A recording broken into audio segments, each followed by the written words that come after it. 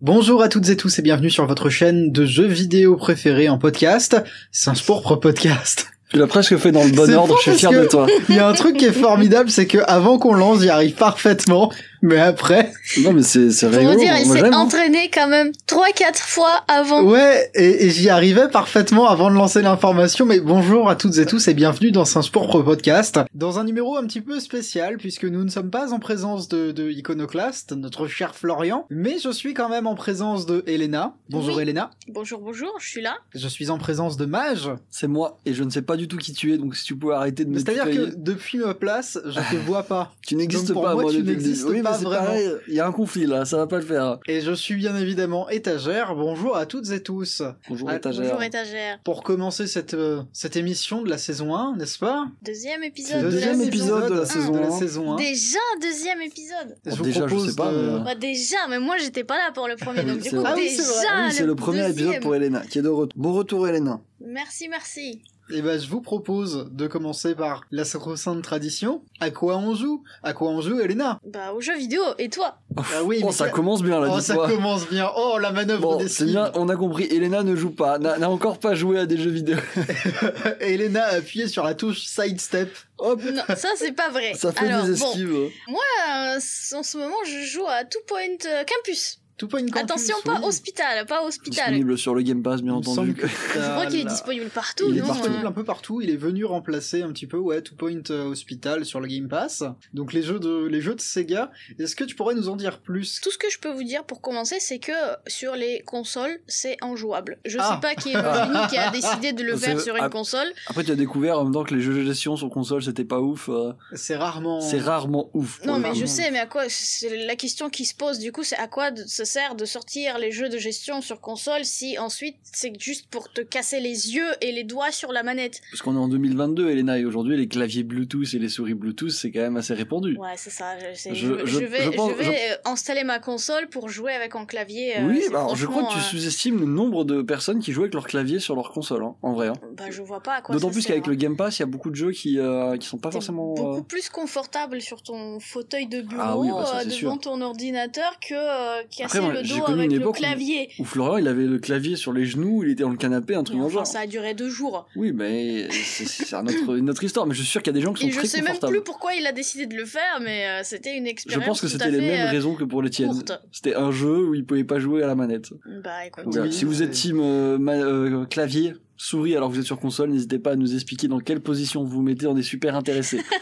Ça, c'est vrai. Parce que je suis moi-même un petit peu curieux, quoi, parce que... Non, mais imagine, t'es sur ton canapé, t'as Ouais. le clavier sur les genoux, mais la souris, tu la poses là, dans les plis Bah, et les replis du canapé. Déjà pour Bah. ça, il te faut un support pour ta souris pour que la souris puisse très bien être lue par le canapé parce que le canapé il intercepte pas. Tu veux lire Tous le les canapé, signaux. oui. Selon le canapé, c'est problématique, C'est- effectivement. Oui. Il Bah, faut acheter un s'il y a canapé le- gaming. S'il y a le canapé Canapé qui juste brille. plat, ça va, mais s'il est, tu sais, avec un Oui, je vois. petit Mais après, bon, tu rondoulet, te là. retournes la tête, mais Un petit moi, par rondoulet. exemple, je comprends pas que Ico, il ait pu se mettre allongé dans le canapé, limite. Moi, ma position de base, ça serait assis par terre, donc on nique le canapé, Ok, frère, Louis hein. Joseph. Non, mais c'est ça, sur la table basse.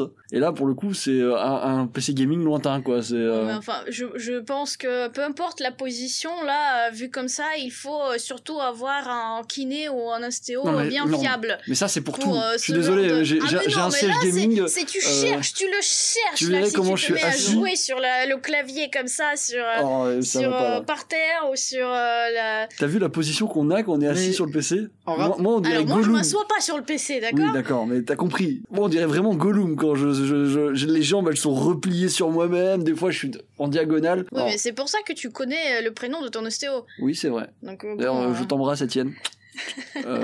Hâte de te revoir. Oui, mais du coup, si on revient à Two Point Hospital, au début, je l'ai... Non, Two Point Campus, attention. C'est pas une campus, hein. Je ouais, l'ai testé effectivement. au début sur justement la PS5. C'est pour ça que je lance des petites piques là dans le Dans- côté... Dans la version PS5. dans de- la version console Je t'en du prends à jeu. la team PlayStation à ce que je vois, comme Oh, c'est d'habitude. Dur. Oh, c'est dur. Déjà, tu vois rien du tout sur l'écran. Toutes les petites détails, tu vois rien du tout. Tout est caché dans les coins. Surtout, bon, l'écran, tu joues sur la télé, donc c'est grand. Il faut chercher. Mhm. Mais en plus, pour changer toutes les onglets qu'il te propose le jeu, parce que du coup c'est le jeu de gestion, t'as 10 milliards de pages à ouvrir, à vérifier, à checker. Mais pareil, avec la manette, c'est tellement lourd. Déjà, tu mets 2 minutes pour trouver justement comment changer de page. Ensuite, tu changes de page pendant encore 1 minute en appuyant sur tous les boutons. C'est long, hein. C'est très long. Je te sens en colère. Et du coup, le jeu, ça s'arrête à l'obligation de trouver des solutions d'utilisation de la manette au lieu de jouer. Peut-être qu'il y a HUD console et tu le sais pas. Je sens qu'Elena n'est pas, elle est pas méta console, quoi. Ah, mais non, là, les jeux de gestion sur console, moi, je comprends pas. Bon, c'était une mauvaise idée dès le début. J'avais apprécié mon expérience sur Two Point Hospital. Moi, j'y ai joué sur le Game Pass, ça s'était bien passé. Bah, j'espère que. Oh, mais t'étais à quelle qu'il y a distance des. Oui, déjà. Parce que moi aussi, Comment ça, j'étais à quelle distance dans le sens où moi, tu sais que j'ai la fâcheuse habitude de connecter ma console à mon PC pour jouer comme ça. Et du coup, je joue en position PC. Non, moi, c'est-à-dire que, de toute façon, chez moi, c'est simple. Dans ma chambre, il n'y a pas la place. Alors, la télé, elle est sur un meuble en face du lit. Ah oui, non, mais ok, alors monsieur, il est royal, il est dans le plumard. Je suis assis dans mon lit. Ah non, mais oui, non, mais là, je joue à mon jeu, comme ça. C'est le cheat code, ça. Ouais, mais quand t'es là, t'as la manette sur la table de nuit. Tu te réveilles, tu vas aller. Oui, exactement. Ah, mais c'est parfait. J'ai la manette sur la table de nuit. Ça, c'est parfait, tu vois. Bon, je sais pas. Moi, j'espère qu'ils vont apporter peut-être des mises à jour, des quality of life, des meilleures optimisation pour que ce soit jouable, parce que là c'est entre la version console et la version PC, c'est le jour et la nuit. Là sur PC je peux jouer. Oui, bon, pour moi oui, pour le coup. Voilà. Alors sur PC c'est comment? Bah du coup je joue. Ah. Mais ça va partir sur Singe Pourpre chaîne. Eh bah très bien. Merci d'alimenter Singe Pourpre. Merci d'alimenter Singe Pourpre. D'ailleurs n'hésitez pas, un dimanche ça part de Fire Emblem. Voilà, du coup t'as pas le choix. Mage, oh là là, à quoi est-ce que tu as joué? Moi les aventures, tu te rends pas compte de tout ce que je suis en train de vivre actuellement en ce moment? Bah j'aimerais que tu m'en parles pour me rendre plus compte. Ouais, je pense que c'était ça la petite voix. Attends, t'as enlevé ta console du PC? Non. Non, elle est toujours là. Non, alors j'ai remis la Xbox dans le salon. Okay. La PlayStation 5 est toujours dans mon bureau, faut pas déconner. Oh, allez, je suis désolé, mais elle est super chiante à déplacer, la PlayStation 5. Non, la PlayStation 5, moi je t'avoue que je suis en train de vendre moi je la déplace pas, c'est Florian qui le fait. Ah, tu vois, il y a déjà quelqu'un qui la vend, ouais. Mais moi je vous jure, je suis désolé. J'en peux plus de la PS5. Non, mais c'est pas les mêmes raisons que moi. Moi, ça va, c'est que je m'amuse dessus, mais juste la déplacer. En gros, je t'explique pourquoi ça me fait chier. Quand je suis sur mon bureau, elle est debout. Quand je la mets dans mon salon, elle est allongée. Tu vois la transition qu'il faut faire pour la mettre debout allongée? Non, il faut l'allonger, oui, mais il faut que je détache le socle, il faut que je le mette en équilibre derrière, c'est toute une affaire, ça prend 5 minutes, c'est relou, je suis désolé. Alors, la position ultime allongée, de toute façon, la console, quand tu la mets debout, elle est trop grande, si tu l'allonges, bah, elle est grande. Elle est trop large. Elle est trop large, je finis tout le temps toujours trop grande. Dans divers problèmes, donc vraiment, moi, c'est ce qui me saoule le plus dans la déplacer, donc elle est vraiment restée dans le PC. Et sinon, pour revenir au débat, alors moi, mes aventures, déjà, je suis dans un creux de gaming, c'est-à-dire je me fais chier. Mais par chance, j'ai trouvé un exutoire. C'est Red Dead Online, où je fais du RP et où je suis Quentin O'Brien, un Néerlandais de Waterford, du sud de l'Irlande, et où je tabasse des mecs. Voilà, c'est aussi simple que ça. Ton personnage, il s'appelle Quentin. Il s'appelle Quentin O'Brien, mais Quentin avec un K et un H à la fin. C'est très important. Waouh. Et on a vécu des aventures, mon gars. Je me suis frité avec des shérifs. Avec le Ku Klux Klan, c'est que des aventures. Attends, il y a des gens qui RP le Ku Klux Klan. Alors, je suis pas sûr que ça soit le Ku Klux Klan, mais c'est juste, je te mets en contexte, on arrivait avec un ami à cheval, et là, d'un coup, je vois 20 mecs à cheval, tous de blanc vêtus, qui se baladent. Alors, je sais pas si c'est vraiment le Ku Klux Klan, parce que 1888, donc je dirais que c'est le terreau, mais voilà, je me balade, il y a 10-20 gars qui arrivent. Je peux te dire, j'ai fait un frein à ma cheval. Est-ce qu'ils avaient des capes? Alors, je sais pas, on les a croisés, parce qu'à un moment, tu sais, j'ai pris mon courage à deux mains, j'ai fait, bon, ils sont racistes, il faut que je fasse quelque chose. On a fait demi-tour, on leur a foncé dessus, on en a fait tomber un, mais ils avaient pas de chapeau, mais ils avaient pas l'air sympas parce qu'ils nous ont tiré dessus après, donc voilà, c'est mon quotidien actuellement, c'est Red Dead Online, c'est très rigolo. Peut-être que c'était des moines. Ou alors j'ai agressé des personnes assez pieuses, armées de fusils. Si ça se trouve, t'as agressé genre les moines blancs. Ou alors c'était un mariage, tu vois. Et tous en blanc. On a juste foncé sur des mecs qui étaient en plein mariage. Donc non, voilà, c'est cool. Ouais, vous avez ruiné un mariage, genre. Ah oui, parce qu'il y en a un qui est tombé, je crois qu'il est mort dans sa chute. Hein, donc pour te dire à quel point Imagine c'était le marié. C'est peut-être pour ça qu'ils nous ont tiré dessus, du coup. Je comprends. Je comprends mieux. Pourquoi on nous a tiré dessus? Mais voilà, donc c'est mon petit truc du moment, ça marche bien. Tu sais que moi c'est un peu ma cam, hein. J'ai beaucoup fait ça à l'époque, Arma 3, Garry's Mod, etc. Donc ça m'occupe en attendant qu'il y ait des jeux qui sortent, parce que mine de rien c'est un peu la S, hein. À part des petits jeux entre guillemets. Et toi, étagère, tu joues à quoi ces temps-ci? Moi, c'est-à-dire que je continue à jouer à Valkyrie Profile 2. Pour ça, j'ai rallumé la PS2, j'ai rebranché la PS2. J'en suis à 22 heures sur le jeu. En une semaine, ça commence à faire beaucoup. Et sinon, là, pour faire un break, hier, c'est Metal Hellsinger qui est sorti, le Fast FPS avec la tracklist métal où faut taper en rythme. Faut tirer en rythme. Alors hier, le jeu est très court, hein, je crois qu'il fait 8 niveaux. Hier, j'ai eu le temps de faire la moitié du jeu. Et c'est très sympa. Je suis une brêle en FPS, et d'autant plus quand ils sont rapides. Je fais du motion sickness, donc je peux jouer peut-être 30 minutes d'affilée. Mais c'est bien sympa. Et sur le côté, Lisa, moi je la regarde jouer aussi. Du coup, alors ça, comme c'est un jeu textuel, on y joue à deux, mais on joue à Coffee Talk. Coffee Talk, qui est un espèce de visual novel dans lequel tu joues un barista. Il y a des gens qui arrivent dans ton café et ils discutent de choses et d'autres. Ça doit bien sentir c'est trop bien. Café, là. Je l'ai vu, les musiques sont génialissimes. Et les musiques, c'est que ambiance lo-fi. Et nous, on y joue genre tard le soir. Lisa le fait tourner, elle met les dialogues en automatique. On est là, la télé est en face du lit. On est assis dans le lit. On regarde Coffee Talk. Comme on regarde une série, en fait. Est-ce que vous avez déjà réussi à vous endormir devant le Coffee Talk, non. Avec un livre? Alors, non, même pas, mais je sais, Lisa, elle y joue vraiment, parce que quand même, t'as tes interactions de barista, tu fais des cafés, des machins. Il y a des moments où on te demande de te concentrer, parce que t'as besoin de te souvenir de la recette des cafés, des spécialités, des bidules. Ça n'a aucune vraie gravité si tu les foires, du coup c'est pas forcément important, mais faut jouer le jeu quand même. Et non, moi je lis, j'ai ma tablette, je lis des mangas en fait sur le côté. Donc des fois, juste j'arrive, je la regarde, et puis je regarde un petit peu ce qui se passe, je repars sur mon manga, je vais lire quelques chapitres, et je reprends un petit peu plus tard, et c'est une expérience assez formidable. C'est incroyablement chill. Puis voilà, là, quand j'aurai fini Valkyrie Profile, je sais pas à quoi je jouerai, on verra bien. Je te laisse lancer le sommaire ? Qu'est-ce qu'on a dans notre sommaire? D'abord, on va parler des news en bref. Donc tout est dit. Hop. Je vous liste pas les news en bref pour pas gâcher la surprise. Ensuite, on va parler surtout de tous les shows de cette semaine-là. Et il y en a eu énormément. Donc on a eu Nintendo Direct. Qui était vraiment très chaud. Oui, qui était bien vrai, un show très chaud. Puis on va faire un petit récap de Nintendo Direct. On va également parler de State of Play de Sony qui s'est passé le même jour, donc la double dose d'annonces et de jeux. Et on va également survoler un peu le début de Tokyo Game Show. Nous, aujourd'hui, quand on enregistre, il y a eu une seule journée de Tokyo Game Show qui est passée et on va au moins voir ce que ça donne. Est-ce que vous êtes prêts? Nous sommes prêts. Allez, c'est parti.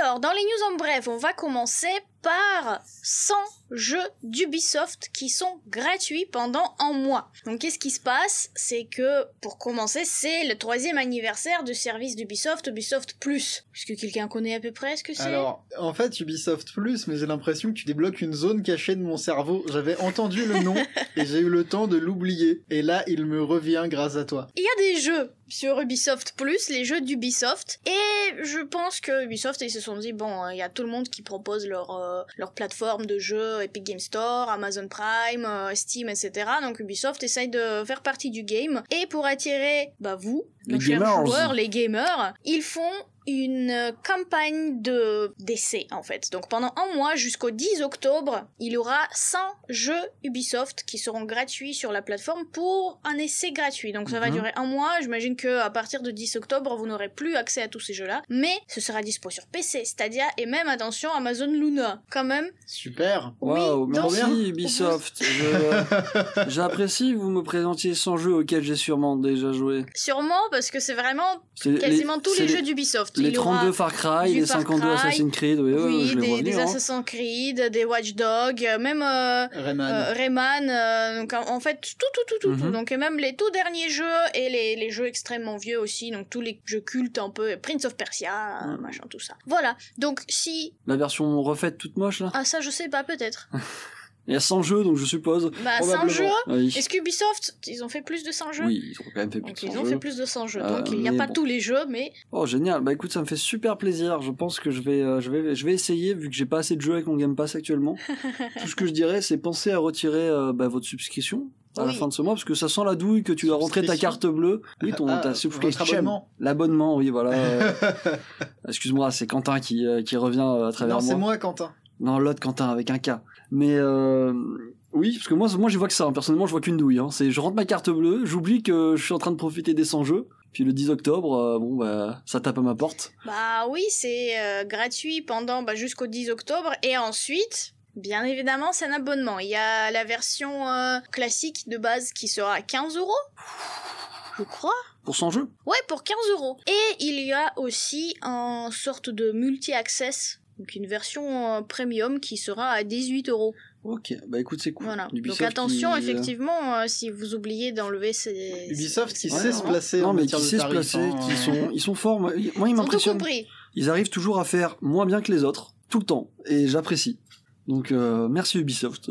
Ensuite, Elena, qu'avons-nous ? Une autre news qui me fait un peu sourire quand même et qui fait un peu quelque part plaisir, ça concerne le Sims 4. Ah, waouh. Non, moi j'aime bien les pour de vrai. Non, mais j'aime bien les Sims 4 aussi, mais ça y est, je vois de quoi elle veut parler. Mais est-ce qu'il y a des gens qui n'aiment pas les Sims? Ah oui, je pense qu'il y a des gens qui n'aiment pas les Sims. Après, mais qui ne les aiment pas vraiment de haine profonde. Non mais qui vouent une haine profonde. Déjà quand tu commences à vouer une haine à une licence de jeu vidéo, c'est qu'il y a un problème au fond de toi qui est un peu plus profond. C'est ça, mon père s'est fait manger par des Sims. Ouais, c'est ça. Il a arrêté de s'alimenter, puis voilà, il est mort comme dans les Sims. On lui a retiré la porte, il a disparu. Je veux dire. Et mise en scène, j'ai trouvé le cadavre de mon père. C'était terrible, je sentais les larmes couler. La pièce était maculée de sang partout.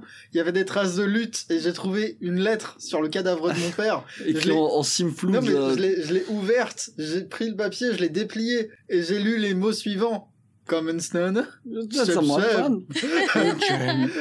Et à partir de ce moment-là, il y a une larme de sang qui a coulé sur ma joue droite. Et j'ai su que je devais m'en prendre aux Sims. Je dois me venger des Sims. Et donc du coup voilà, les Sims 4, c'est le dernier du coup jeu de la licence des Sims qui quand même rencontre un succès assez important. Le jeu de base va devenir gratuit. Ça fait super plaisir. Merci EA de mettre un jeu vieux de 8 ans gratuit.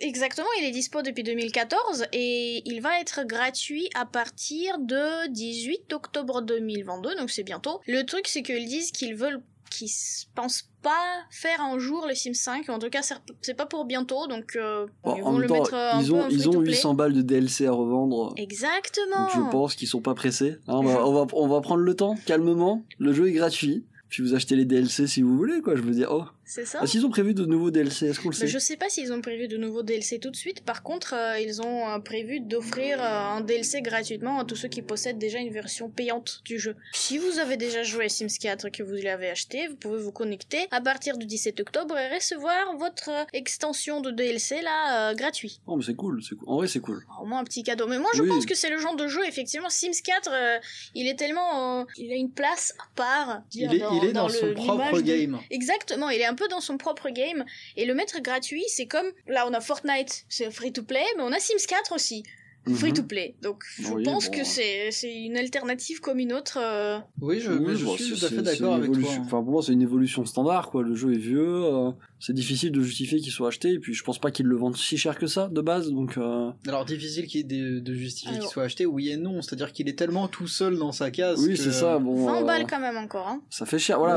Un jeu de 8 ans qui coûte 20 balles, pour eux c'est vachement plus intéressant de le passer gratuit, je pense, effectivement, donc bah oui, je pense qu'il y a plus à tirer des DLC que de la c'est plus charmeur de dire ce jeu est gratuit et si je veux j'achète des DLC qui vraiment m'intéressent après. Je pense qu'ils vont se retrouver dans leur move, hein, pour le coup, hein. En vrai, je pense que les jeux comme Sims 4, il a peut-être intérêt à se transformer en jeu service. Ah ouais, alors là ça me fait peur par contre, hein, avec les extensions comme ça payantes, jeux gratuits free to play. Pour moi les Sims, on s'approche de Second Life. Après là tu peux acheter les meubles avec du vrai argent, non, pitié. Pas toi, alors j'allais dire pas toi, mais on parle de EA, donc... Ah non, mais si ça se transforme en vrai jeu service comme ça, où tu payes tout avec ton vrai argent, là ça va être la tristesse, mais il a ce potentiel d'être un jeu free-to-play, je pense, très sympathique à mettre à disposition de tout le monde. Peut-être que tu as planté une graine sans le savoir, là. Peut-être qu'il y aura pas de Sims 5, mais il y aura Sims Universal, où ça sera full service, et on dira que c'est ta faute, Elena. Sims Infinite. Unlimited. D'accord. Sims Unleashed. On verra dans 6 ans alors. Partenariat avec Star Wars, 15 € le sabre laser, allez-y. Allez. Servez-vous les amis. Et la dernière actualité en bref, elle est plutôt triste cette fois. Ça concerne Babylon's Fall. Est-ce que vous vous rappelez de ce jeu avec ce destin si triste? Alors, je suis si triste d'entendre ce nom. Moi, à un moment, je me suis dit j'y jouerais bien, mais en fait, non, pas vraiment. Donc, je t'en prie. Babylon's Fall a maintenant une date de fin. Le jeu sera arrêté en février 2023, pile un an après le début de son fonctionnement. Donc le 28 février 2023. Comme ça, le jeu vivra pile un an. Ben, c'est carré. C'est triste, mais en même temps, c'est le jeu avec des terribles records de non-présence de joueurs. Oui, j'ai regardé, hein, je me sens super triste pour les 2 joueurs qui jouaient il y a quelques jours. Ouais. Genre le 11 septembre, il y avait 2 joueurs sur le jeu. Ils se battent entre 2 et 4 en duel. Mon Dieu. Voilà. Je peux comprendre, à ce stade, je peux comprendre qu'ils veulent fermer les serveurs. Je veux dire, les mecs du studio, ils peuvent potentiellement aller manger au resto avec les gars qui jouent à leur jeu. Ouais. Oui. On en est là. Et alors, par contre, vu comment c'est la S, c'est les joueurs qui invitent les développeurs au resto. Ouais, non, parce que là. Ouais, et le jeu, il a quand même atteint le record du coup de un seul joueur. C'était en mai. On en a même parlé aussi. il était seul dans le podcast. Tout. C'est le même bâtard, on est que 2. Mais il y a un truc qui est terrible, bon Mage, c'est que si toi et moi on se connecte pour jouer tous les deux à Babylon's Fall, on fait exploser les stats. Déjà on fait exploser les stats. Le jeu ne sera plus fermé. Et ensuite, mon bon Victor, toi et moi, on sera tout le temps ensemble en matchmaking. On n'aura pas besoin d'utiliser la fonction chercher un ami. Tu lances aléatoire et tu fais et comment on se retrouve hey C'est fou, hein. Le monde est petit. Ah mais comment ça se passe les lots sur un jeu où il y a 2 joueurs? Je sais pas. Moi je serais eux, je lâcherais les chiens. Je dirais allez, prenez les meilleurs loots, je ferais une haie d'honneur, mais bon, je sais pas trop si ça les chaufferait. Hein. Voilà, cette triste histoire de Babylon's Fall qui n'a pas su trouver son public. Qui n'a pas su charmer son public, je préfère dire ça quand même, je suis désolé. Hein. T'as été charmé, Taja? C'est-à-dire que là, moi, je suis en train d'y repenser et je me dis qu'il y a pas longtemps, j'ai regardé des gens qui avaient bricolé des serveurs de Phantasy Star Online sur Dreamcast tout seul. Et c'est des trucs, mais c'est genre des serveurs qu'ils installent eux-mêmes dans leur garage et il y a plus que 2 personnes. Donc je pense que c'est pas qu'ils ont pas réussi c'est vraiment qu'ils ont pas réussi à séduire tout court en fait. C'est pas qu'ils ont pas trouvé. Il y avait rien à trouver là. Non mais c'est terrible parce que moi des fois dimanche dernier j'ai organisé une session jeux vidéo chez moi, on était 3, on a joué au Tortue Ninja, mais on était plus que tous les joueurs connectés sur Babylon's Fall. C'est dur ce que tu dis là. Ouais, donc ils ont juste pas réussi. On est bien agressif là sur ces news en bref je trouve. Hein, Mais non. On a déchiré tout le monde. Babylon Fall, EA, Sims aussi. Ubisoft, tout le monde a pris pour son grade. Et heureusement, je crois que c'est terminé. C'était rigolo. Mais oui, je crois que c'est terminé. J'espère que vous avez évacué votre sel.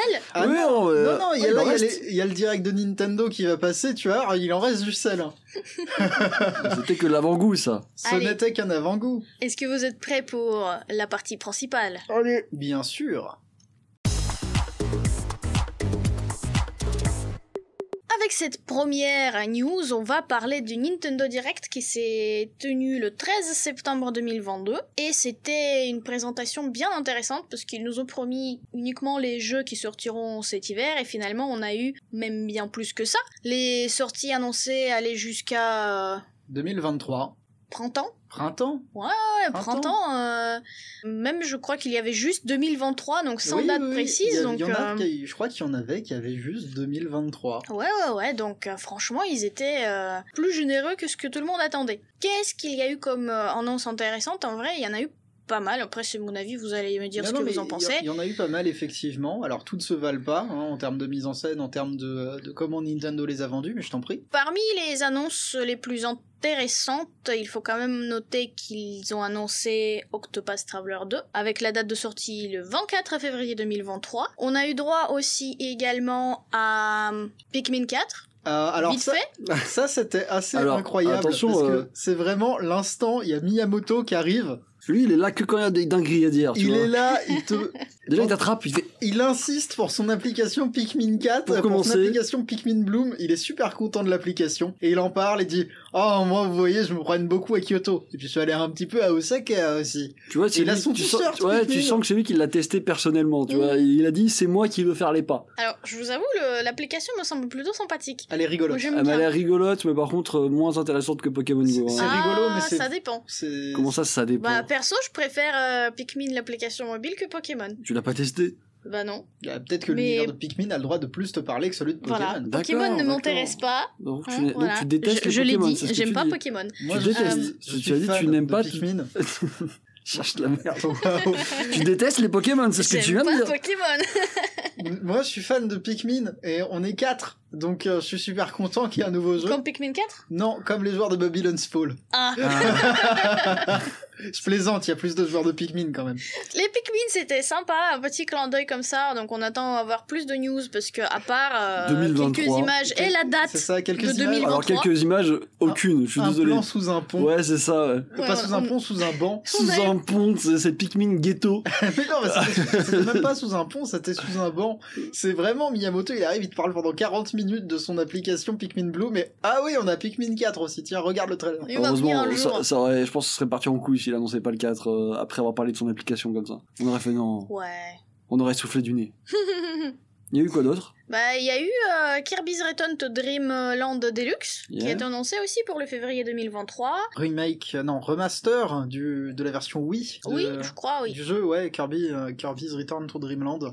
Ouais. Qui était chouette, qui est sorti en fin de vie de la Wii, et c'est pour ça qu'il a un peu floppé. Ce sera peut-être l'occasion de le redécouvrir. Oui, bah c'est chouette, d'autant plus qu'il est bien. Bah, ils ont dit qu'il y aura de nouveaux jeux du coup qui vont sortir sur Nintendo 64, et je crois que parmi ces jeux-là, le plus intéressant, c'était le GoldenEye. Alors, le plus intéressant... Disons que là, les jeux qui sortent sur Nintendo 64 Online, t'as les 3 premiers Mario Party, t'as les 2 Pokémon Stadium, et t'as GoldenEye, en l'occurrence, mais GoldenEye, il a un statut particulier parce que pendant très longtemps, du fait de sa licence 007, et du fait que c'était un jeu développé par Rare, il était dans un enfer de droit, hein. Rare appartient à Microsoft, donc qui que quoi dont où, on s'attendait absolument pas à le revoir. Ouais, mais du coup, il va sortir aussi sur le Game Pass de Microsoft aussi. Ouais, donc mais... ils ont trouvé un entre-deux. Je sens une alliance qui est en train de se former. Il y a une espèce de rumeur bizarre comme quoi le seul online disponible ce serait celui de Nintendo. Moi j'attends de voir les informations se préciser. Bon, bah, on verra bien. Mais dans tous les cas on va bien rigoler sur GoldenEye. Alors si on est sur le online de Nintendo, je veux pas... Non, si on est sur le online de Nintendo on va pas rigoler. Mais en tous les cas... Si on rigolera en voyant ce qu'on a payé, quoi. Oui, les larmes couleront. Donc il y a eu des multiples annonces de bonus, d'extensions prévues pour plusieurs jeux. Donc on a eu Splatoon 3 avec un nouveau festival annoncé. On a des nouveaux jeux pour Nintendo Switch Sport, donc le golf, qui ressemble d'ailleurs à une sorte de Battle Royale. Ouais, on a eu un Battle Royale du golf où il faut s'affronter. Le premier qui met dans le trou, il a gagné. Donc, On a également Xenoblade Chronicles 3 qui a droit à son pass d'extension. Alors, je sais pas si je suis le seul qui a réagi comme ça, mais le personnage qu'ils ont révélé là, mais la voix de ce truc était insupportable. Elle avait un coup immense. Ouais, mais c'est une mécano. Le physique de ce truc, tu veux dire. Moi, je suis désolé, mais ils ont pris un Android, ils ont mis une tête de fille, ils ont fait kawaii-ne. Kawaii-ne. Pour moi, elle me fait flipper, hein. Elle me terrifie, hein. Non, moi, c'est vraiment le son, c'est vraiment la voix, quoi. C'est le bruit d'un Android, c'est... C'est un bébé, ça. Il y a eu aussi une annonce de la 3e vague des circuits pour Mario Kart 8 Deluxe. Tout à fait. Voilà, donc ce qui fera plaisir, je pense, aux joueurs de Mario Kart. Il y a aussi des nouveautés pour Mario Strikers. Wow. Je sais pas si ça va changer quelque chose, si ça va sauver le jeu. Qu'on aurait voulu avoir à la sortie du jeu. Exactement. Parmi les nouveaux jeux qui ont été annoncés, on a Mario et Lapin Crétin, Sparks of Hope. Gros coup de cœur de la part de pour Florian. Mais qui n'est pas là. Pareil. Qui n'est pas là, mais qui m'a demandé par procuration d'en parler. Est-ce qu'on va le laisser faire? Oui, on va le laisser faire parce que c'est un de mes préférés. Donc Theatrium Final Bar Line, le jeu de rythme avec des musiques de Final Fantasy qui va arriver sur Nintendo Switch, donc il est hyper content. Avec des packs de DLC qui m'ont l'air assez colossaux. Alors déjà, le jeu de base comporte 380 pistes de Final Fantasy, mais ce sera un jeu de rythme à 500 chansons. Ça n'a aucun sens. J'ai vu, il y avait un pack Nier. Oui. Il y avait j'ai pas Live Alive qui est sorti en Live août. Alive, enfin c'est la folie furieuse le truc. Oui, mais ce qu'il faut savoir sur à propos de ce jeu vidéo et de cette licence qui est Théâtre Rythme, nous avec Ico, on est trop fans de Théâtre Rythme. C'est des jeux qui sont très importants pour nous. Et pour vous dire à quel point on les aime, on n'est pas passé loin d'acheter une borne dédiée Théâtre Rythme à 2000 balles. Ouais, ils sont allés se renseigner. Hein. On est allé se renseigner et le holà a été mis au dernier moment. Parce que nous, on n'aime pas tout ce qui est rythme, on s'en bat les couilles. Nous, on est des vrais gamers. On mange les cartes graphiques, tout ça. Hein. On joue sur nos consoles avec nos claviers. Yes. Et nous, on n'a pas le droit d'avoir nos jeux de rythme. Mais c'est pas grave, on pourra vous embêter, là, avec nos Switch interposés sur Théâtre Rythme. Du moment que c'est que sur Switch, ça va. C'est quand les bornes, je te jure, on se serait battu dans le local. Je sais pas si tu te rends compte le bordel que ça fait, une borne de rythme. Si, je me rends compte assez bien, mais je suis prêt à courir sur risque. En fait, c'est pas la musique qui m'embête, c'est c'était en convention, je sais plus, c'était à Dijon, je crois, mec. On était à côté. Alors déjà, tu tabassais tout le monde sur la borne, là. Ouais. Tu leur montrais comment on jouait. Mais mec, le bruit que ça fait, les touches, c'est infernal. On dirait qu'il y a une baston. Il y a une baston dans le couloir. Mais une baston en rythme. Et ça, c'est beau. Un baston en rythme, c'est important. Oui. C'est bien. Donc, il y a It Takes Two qui débarque aussi sur Switch. Qui est en 240p. Donc, ça fait super plaisir. N'hésitez pas à ne pas acheter ce jeu sur Switch. Ainsi que Tunic. Quelque chose à dire? Ça, je ne dirai rien là-dessus. Je me regarde. Rien sur Tunic. Je veux pas penser à Tunic, d'accord? Je préfère qu'on n'en parle pas. Il y a également le portage de Sifu, qui sera peut-être mieux sur Switch qu'ailleurs. Non. Je pense pas qu'il sera Sifu. Il sera mieux sur Switch? Il sera pas Qu'est-ce que ça veut dire? J'en sais rien. Le jeu est déjà chaotique as fuck à prendre en main tellement c'est millimétré. Et là tu me dis tiens, je te donne un micro-ondes, joue-y dessus, voir ce qui se passe.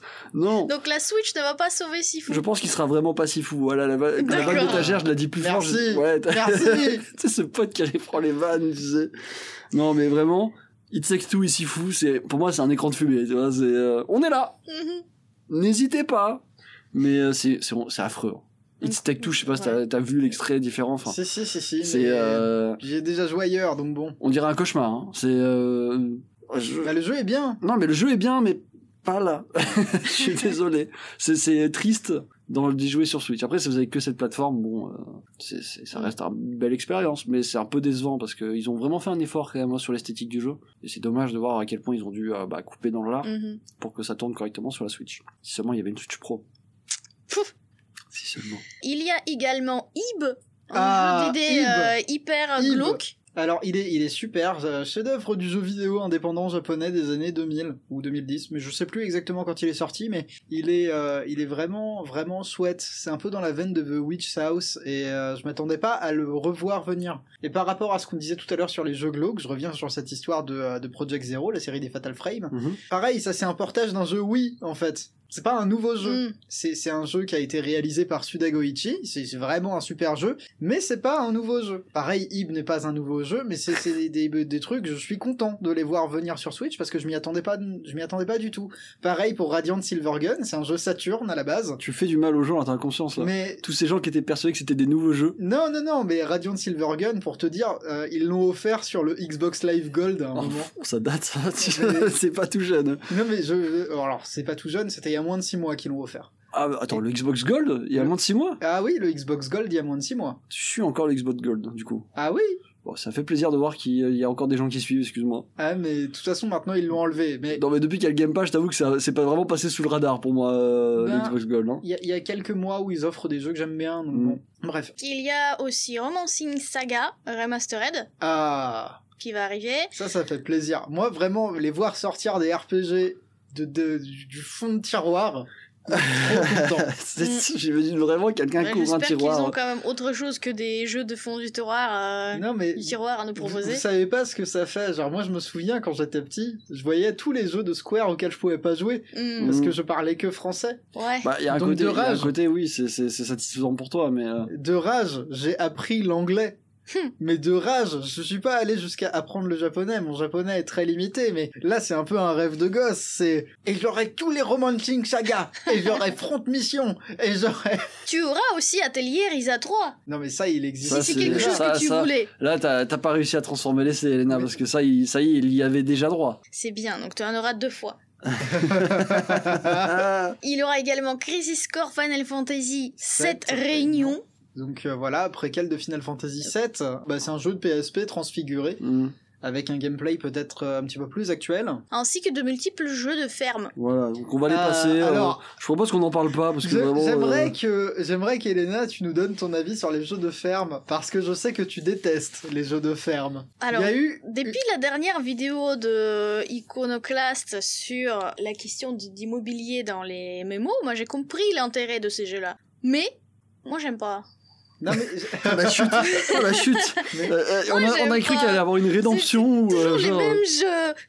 Je vais pas m'éterniser là-dessus parce que je sais que je vais briser les cœurs des gens, mais il y en a quoi? Il y en a la moitié des jeux présentés, c'est des jeux de ferme. Alors non, c'est pas la moitié. Des jeux présentés, il y en avait 30, des jeux de ferme, il y en a 4. Je te sens énervé.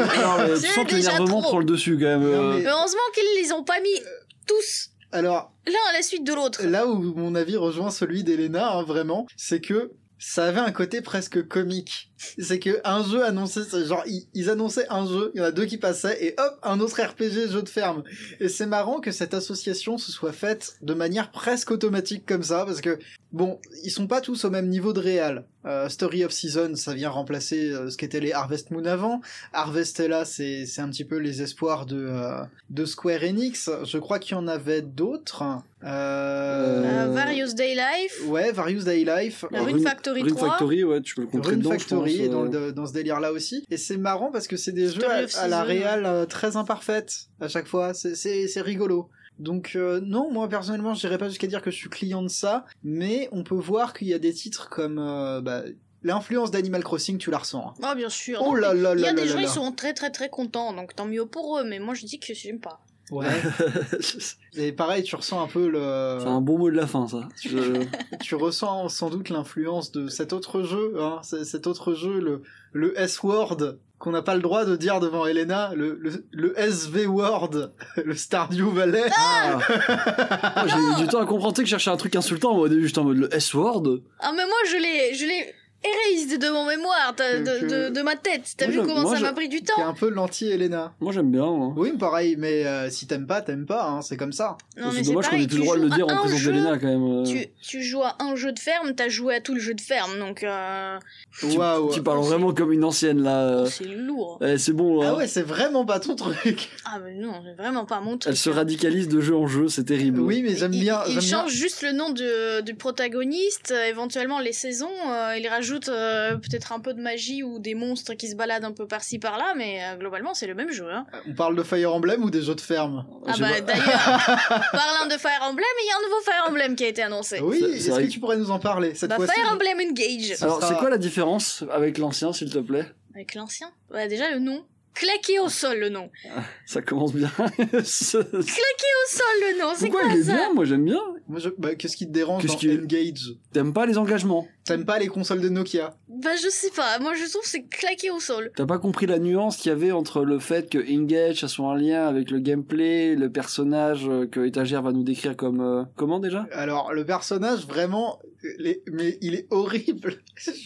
Moi tu sais qu'il fait... Alors je t'ai entendu tout à l'heure parler d'un certain... Pepsi Man. Alors moi tu sais que ça me fait penser à Google Chrome.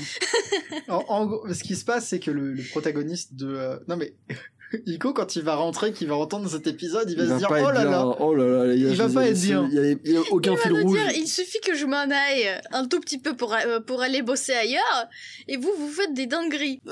Pour revenir à cette histoire de Fire Emblem à titre personnel, et ça n'implique vraiment que moi, c'est pour ça que j'utilise le terme à titre personnel. On un statut Twitter. Mais je trouve que ce protagoniste, le chara-design du protagoniste est dégueulasse. Mais c'est incroyable. C'est immonde. En fait, le personnage est pas si moche, mais tu sens qu'ils ont pas Non, on dirait un OC Sonic ton truc. Oui, mais on dirait un OC Sonic, mais tu sais pourquoi on dirait un OC Sonic? C'est parce que les mecs ils se sont dit, ok, la mécanique du jeu, ça va faire de fusionner des gens, donc je trouvais ça vraiment stylé qu'on fasse qu'il ait un coup de cheveux rouges et un bleu au milieu, voilà, ça serait la symbolique. Si ses cheveux étaient pas comme ça, il serait normalement stylé, quoi. Ce serait un Usbando normal. Ce serait normaux stylé. Oui, voilà, ce serait un random Usbando. Là, random Usbando, mais là. Oui, là, c'est un OC Sonic. Je suis d'accord. Il y a eu un coloriage qui a été fait par-dessus. C'est même pas des teintes agréables de rouge et de bleu. Oui, c'est vraiment Sonic qui vient te taper dans les yeux. C'est pétant, mon gars. Les deux couleurs pètent. J'aime beaucoup les surnoms qu'Internet ont trouvé à ces personnages. La fille, c'est Pepsi-chan. Et le mec, c'est Pepsi-san. Oh oui, j'étais presque. Et je trouve ça assez formidable. Alors il y a le retour de Marth, il y a... Ça va, Elena? Il est dans tous les jeux, lui, non? Oui, dans tous les jeux. Est-ce qu'on peut vraiment dire le retour? Je vais jouer à ce jeu, donc j'ai déjà mal à mon Kokoro. C'est un côté un peu masochiste, non? Parce que j'ai l'impression que tu aimes bien jouer à des jeux qui te blessent. Les jeux de ferme. Alors, je joue pas aux jeux de ferme, justement. J'ai essayé une fois parce que je me suis dit, tiens, les gens ils aiment ça, non. Donc, sur Fire Emblem Engage, tu n'auras pas 400 heures. Alors, parlant de 400 heures, là, ça va arriver sur la chaîne Singe Pourpre, du coup, les 400 heures sur Fire Emblem Three Houses, que j'ai fini quasiment pile pour l'annonce du nouveau jeu. Ça t'aura pris 3 ans, à peu Oui, près. ça m'a pris que 3 ans. Hein. Que 3 ans. C'est la vidéo Singe Pourpre la plus longue qu'on ait jamais produite. N'hésitez pas à être là, s'il vous plaît. Mais du coup, oui, Fire Emblem Engage, je sais que je vais y jouer, parce que j'aime bien les Fire Emblem. Mais déjà, le chara design, il me fait mal. Peu importe les personnages, les couleurs, mais c'est quoi ces couleurs? On dirait un jeu mobile pas très bien recherché, hein. J'ai l'impression qu'il y a une influence du marché mobile sur Fire Emblem. Je sais pas. Là, je t'avoue que bon, j'étais assez réticente vis-à-vis de Fire Emblem Three Houses aussi au début. Florian serait là, il aurait pu confirmer. Là, Fire Emblem Engage, moi j'ai vu le trailer, je suis sortie à peu près comme ça en mode mais après, je vais quand même y jouer et je vais bien y hein. jouer. Le problème c'est que voilà, personnellement, le personnage principal bof. Mais surtout, je vois pas pourquoi il fallait absolument faire le concept de on invoque les personnages de tous les anciens jeux. Genre, ils pouvaient pas trouver quelque chose d'un peu plus original. C'est des genres de fusion que tu peux faire, tu peux générer fusions à travers les dimensions, les machins là. Non mais d'accord, fusion à travers la dimension, mais là on dirait qu'ils utilisent juste un concept d'un jeu mobile à cartes, où tu tires les cartes des personnages que tu peux invoquer par-ci par-là, et du coup ils font ça. Bah, ça en fait une œuvre fanservice. J'ai l'impression qu'il y a quand même un retour à quelque chose de plus ancien dans le gameplay. Je trouve ça intéressant. Moi personnellement, Fire Emblem ça me tente pas plus que ça en matière de tactical RPG, mais c'est à voir, je pense. Oui, pareil, je suis timido intéressé. Comme je dis, moi c'est un mélange de timide et intéressé. Je vais y jouer, donc de toute manière j'y jouerai. Mais je pars déjà avec ce genre de problème que j'ai déjà vu. Il imagine traîner les pieds alors qu'elle va acheter le jeu à 60 balles en faisant des marre. Non, mais le jeu, il aura qu'à essayer de me persuader que je me trompe, que j'ai pas... il va te plaire, c'est Fire Emblem-like, c'est les mêmes combats, il y a juste quelques trucs qui changent, enfin, ça a l'air... Moi j'ai bien aimé, ça m'attire, mais je sais que je l'aimerais autant que j'ai bien aimé Three Houses, donc j'y jouerai une fois, et après... Hop là, ça dégage. Je veux dire, il y a rien d'exceptionnel, mais c'est pas mauvais non plus, quoi. Enfin, en tout cas, ça m'a pas fait exploser de plaisir. Moi, comme mot de conclusion, je pourrais dire, certes, on a eu déjà des leaks de l'annonce de nouveaux jeux. C'était genre mi-été, en juillet, on a eu ces leaks-là. Et s'attendre à un nouveau jeu, c'est cool. Mais par contre, recevoir un nouveau jeu qui n'a pas l'air si original que ça et qui n'apporte pas... je sais pas, qui on dirait réutilise tous les trucs que Fire Emblem il sait déjà faire. Bah c'est difficilement justifié les 3 années qu'il y a eu entre, c'est plus de 3 ans je crois d'ailleurs, je dis 3 ans depuis tout à l'heure mais... ça fait 3 ans que le jeu est sorti, ouais. Que Three Houses c'est sorti.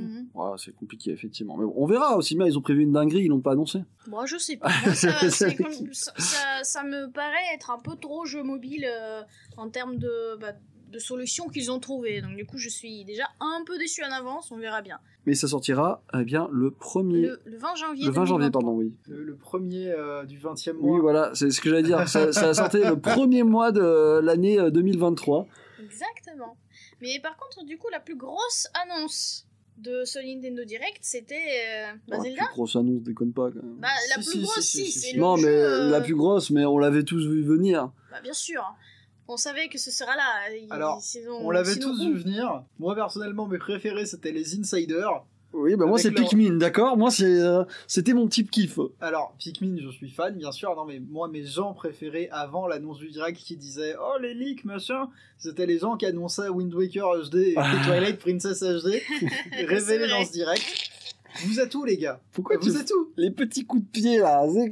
T'as raison, ils sont partis jouer au jeu de ferme. Ah... Ils ont déjà précommandé, je les vois. Mais du coup, oui, Legend of Zelda Tears of the Kingdom, sortie prévue le 12 mai 2023. Alors, on a une date et un nom. Et un peu de gameplay. Vite fait. On a un planeur. Ouais, on plane. On plane, visiblement. Et cette fois, on n'est pas en dessous du planeur, on est au-dessus. Et ça fait la différence. On fait du surf dans l'air. Oui, bah, moi, alors... Ça va être la hot tech finale, on va dire. Moi, Quoi? Ça veut dire... Tu peux le prononcer mieux, s'il te plaît? J'en ai plus rien à foutre, je suis désolé, ça fait 40 ans qu'on l'attend, ils me l'ont tease. J'en parlais à la fois, c'était en live, je parlais de... Tu sais à quel point j'étais hype quand ils ont sorti la première cinématique, dans la grotte, etc. Là, c'était le feu. En fait, c'est là qu'ils m'ont attrapé la première fois, et qu'ils auraient dû sortir le jeu après pour moi. Là, le problème, c'est qu'entre-temps, bon, il y a eu le Covid, je sais, entre guillemets... On a perdu un an de développement. Voilà, on a perdu un an de développement, et en fait, ça, tu sais, c'est comme si tu me... Allez, t'es prêt là? T'es prêt? Au bout d'un moment, c'est bon, Oui, bah là, arrête de me chauffer, tu vois. Donc là, je suis content que ça sorte, mais j'en suis pas au point de me lever et de hurler, quoi. Alors qu'à l'époque, c'était la folie qu'on a vu la cinématique avec l'autre qui se balade avec la torche dans le noir, on voit le mal, on sait pas trop qui c'est, on est en mode, oh, ça arrête. C'est un peu triste, mais je suis content que ça arrive enfin, qu'on ait enfin une date. Et voilà, c'est tout, c'est la fin de ma hot tech. Étagère à toi. Ils ont complètement raté, je pense, cette histoire de hype. Ils auraient pas dû annoncer le jeu si tôt. C'est terrible, on est si négatif. En fait, le début du truc. Oui, c'est vrai, mais j'y suis pour rien. Je suis désolé. Moi, Oui, mais tu décris le sentiment. Oui. À titre personnel, je ne joue même pas à Zelda. Ça sent bizarre. C'est-à-dire que il y a des énigmes, mais moi je ne fais pas ça. Vous voyez tous les trucs là, il fallait faire les énigmes de Breath of the Wild, je l'ai fait avec un guide. C'est vrai? Oui, j'ai pas fait une seule énigme toute seule. C'est pas mon truc dans les jeux. Moi, ce que j'ai aimé, c'est le open world. Oui, non, mais de toute façon, t'es libre de choisir ce que tu veux aimer dans un jeu. Si tu as envie d'être une tricheuse, Elena, tu peux être une tricheuse, y a pas de problème. Moi, j'aimerais juste faire un bref point sur ce titre qui me rend bonheur au quotidien, qui est Front Mission. Ça me fait plaisir que t'en parles, parce que vraiment... Oui, je sais que tu commençais à dessécher. Ça desséchait autant que ma hype pour cet épisode 2 de Zelda. Mais merci beaucoup. Parce que tu sais quoi, c'est des mechas. Et moi, j'aime les mechas. Oui, mais Front Mission, pareil, série de tactical RPG, je crois, série de tactical RPG de Square Enix, de la Super Nintendo, de la Super Famicom, étant donné qu'on les a pas eu. 2 remakes, mec, tu te rends compte? Et le troisième qui arrive. Ils les ont annoncés à la chaîne comme ça. Ils vont 1, 2, 3, les gars. Allez. Merci. Et on a des dates en plus. C'est encore mieux. Et ça fait plaisir parce que je sais que c'est des bons jeux. Ah, ça va faire plaisir ou ça passe. J'apprécie. On passe à la suite? On passe à la suite.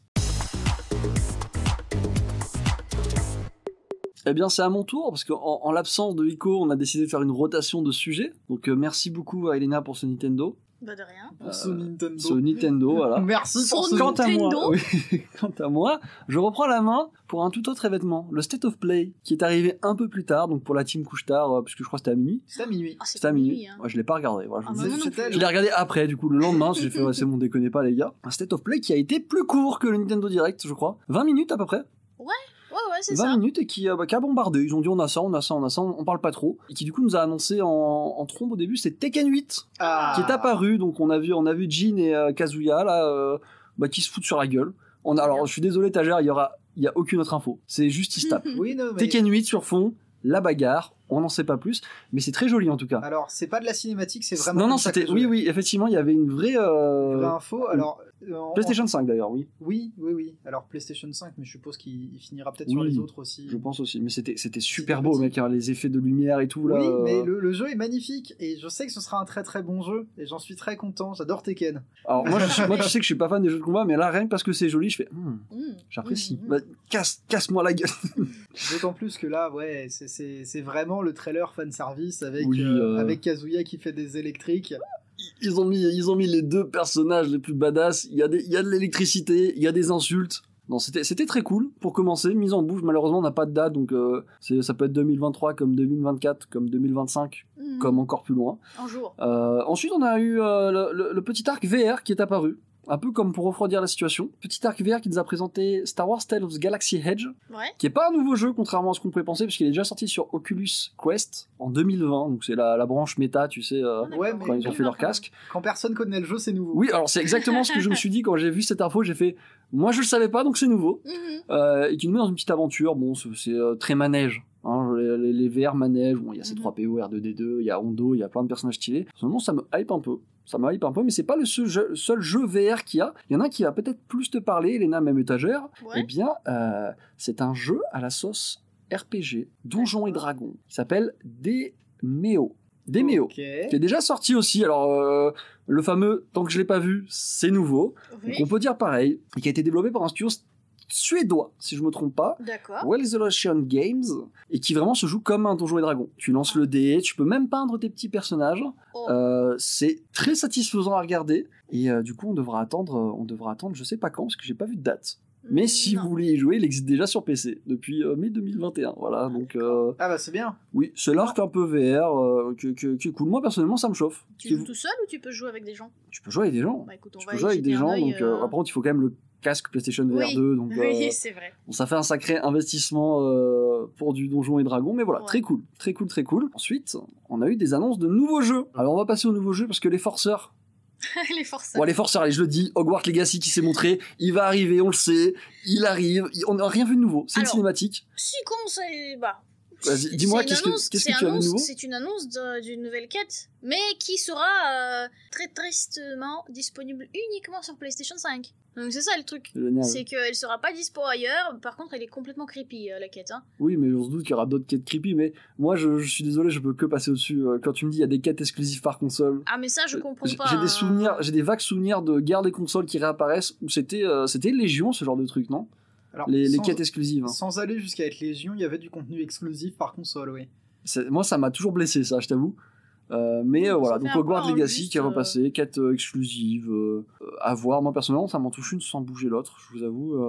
Bon, moi ce jeu, je l'attends quand même, hein. Même parce que j'aime bien. C'est Harry Potter, ça y est, on est sur une version Fire Emblem, mais plus pour toi. On verra bien. De toute façon, j'avais prévu de le prendre sur PlayStation 5, donc personnellement, ça me perturbe pas trop. C'est-à-dire que tu vas avoir le contenu supplémentaire, mais tu te plains quand même? Oui. Il proteste. Je proteste pour ceux qui l'ont pas. Il proteste contre l'inégalité des consoles. Exactement. Ah ouais, alors que t'es en position de force. Mais c'est ça qui est, c'est ça d'être un vrai gamer. C'est un peu la Mikasa de ce podcast. Liberté, égalité, fraternité, comment on dit? Ouais, c'est ça. Oh, on en est là, c'est les valeurs, ok. Mais alors, tu sais ce qui fait brûler mes valeurs? Quoi? Et qui fait brûler les valeurs d'étagère? Non. Eh bien, c'est l'annonce de Like a Dragon Ishin.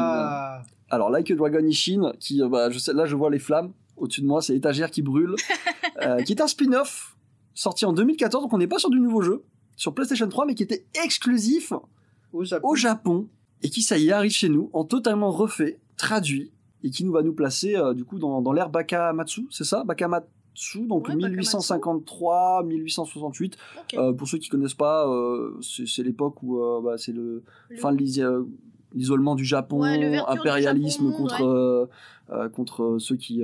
c'est impériaux contre qui déjà? Étagère? Les rebelles. Les rebelles. Non. Oui, bon, en vrai, c'est un peu ça. Donc, on va dire les impériaux contre les rebelles et Archisengumi, pour ceux qui connaissent. Les mecs stylés avec leur petit gilet bleu, là. Donc, très cool. Très cool. Moi, personnellement. Stylés avec leur gilet bleu. Il y a des gens qui seraient très offensés d'entendre ça. Je suis désolé. Non, mais c'est pas grave. Mais alors, ce que je note, c'est que c'est peut-être un spin-off. Ils vont peut-être faire ça que pour les spin-offs. Mais le nom de la série change. Et adopte un nom plus proche de sa version japonaise. Le jeu ne s'appelle plus Yakuza Ishin, il s'appelle Like a Dragon Ishin. Et c'est intéressant parce que le nom japonais de Yakuza, c'est Ryuga Gotoku. Oui. C'est comme un dragon. Oui. Comme un dragon. Et c'est vrai que oui, j'avais vu passer ça quand on avait parlé dans une vidéo de Yakuza, je crois. Ouais, je crois. Et c'était sur les open world petits mais mignons où tu m'avais aidé, Étagère. Ouais. Et j'avais vu ça et je comprenais pas au début, tu vois, pourquoi ils voulaient pas prendre le Like a Dragon, enfin, comme un dragon. Mais ça fait plaisir en vrai, du coup. Parce que ça permet aussi de tourner la page. Parce que les Yakuza 1, 0, 1, 2, 3, 7, 8, enfin, je sais plus, même moi, je suis en sueur. C'est compliqué. Donc là, ouais, un petit Like a Dragon Ishin qui arrive en février 2023, donc dans pas si longtemps que ça. Ouais. J'ai hâte. C'est tout ce que j'ai à dire. Je sais pas ce que vous en pensez, vous, mais moi, j'ai hâte d'aller casser des gueules. Alors, moi, le petit point Yakuza qui va être fait très brièvement. Ils avaient, avec le dernier Yakuza en date, avec Ichiban, effectué un travail de passage de flambeau. Oui. Qui était, ça y est, Kazuma, c'est derrière nous. Kazuma, il a 62 ans, faut le lâcher. Il a 62 ans, faut le lâcher. Mais là, il y a 3 jeux Yakuza qui sortent. Ils le lâchent pas, finalement. Ils font des feintes, tu sais. Dans le prochain Yakuza, avec Ichiban. J'ai vu qu'il revenait. Kiryu revient. Mais alors, moi, je comprends pas. Ils ont réussi à vendre Ichiban et c'est super bien passé, j'ai l'impression. Ouais, mais là, rétropédalage. Ouais, mais alors, c'est ouf, parce que dans la plupart des jeux, quand ils essaient d'insérer un nouveau personnage, ça passe pas. C'est ce qu'ils avaient fait avec Halo à un moment, d'ailleurs. Les gens disent non, je veux mon Kiryu. Et là, les gens disent Ichiban est génial. Oui. Et il dit, ah bah, on va remettre Kiryu un peu. Genre, c'est pas possible, les gars. Ils le font revenir, ils lui ont changé sa coupe de cheveux. Il a quel âge, Kiryu? Ah, je sais pas, mais il a des cheveux blancs, hein. Oui, mais c'est comme Mars qui revient tout le temps dans Fire Emblem. On en a marre. Je rêve d'une version où Kiryu est à 3e âge dans un fauteuil roulant et qui continue à se battre. Non, mais... En paix. Kiryu, genre dans Yakuza 6, Kiryu a une fille adoptive. Et cette fille a un enfant. Kiryu, il est papy. Ah, mais il a tout connu, ce mec. Il a pas géré une maison d'enfants orphelins à un moment? Alors, si, mais c'est parce que lui-même est orphelin. Oui, non, mais genre, il est en bout de vie, ce mec, il a tout fait. Il a tout fait, tout vécu. Et ce qui est très drôle, du coup, c'est que, 3 jeux, il y a Kiryu dans les 3, et ce qui est très intéressant, c'est que t'as un stand-alone sur comment Kiryu a effacé son nom. Je crois, entre Yakuza 6 et Yakuza 7. Normalement, Yakuza 6, c'est la fin de l'arc Kiryu. Mais enfin, bref. Tu t'étales, mais j'aime ça, sache-le.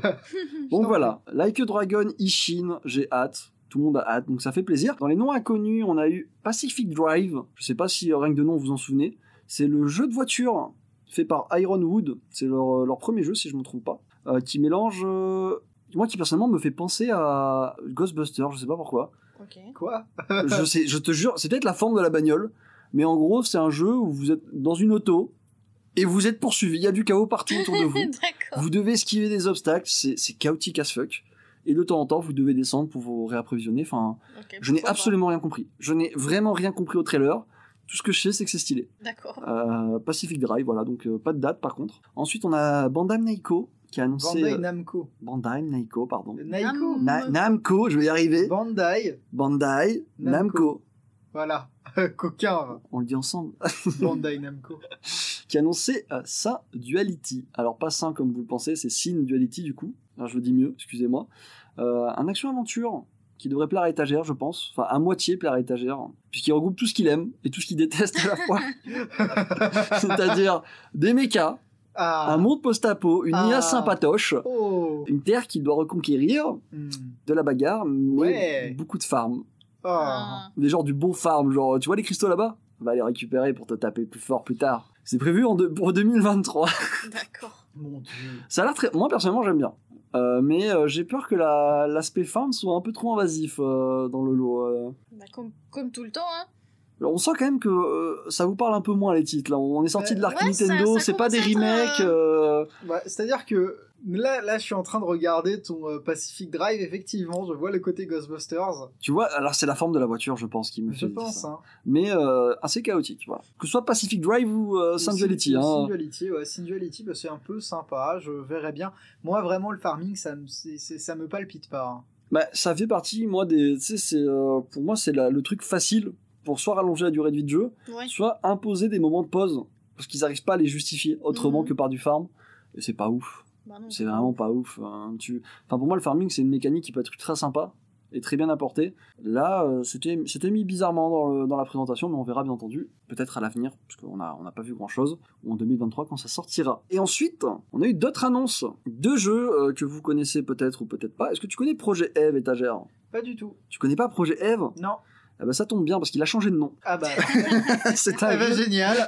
C'est un jeu fait par le studio Shift Up qui a été annoncé en 2019 et qui finalement s'appellera Stellar Blade. Donc le gameplay, c'est de la castagne dure et sèche. Il y a du pistolet, il y a de l'épée, il y a du joli.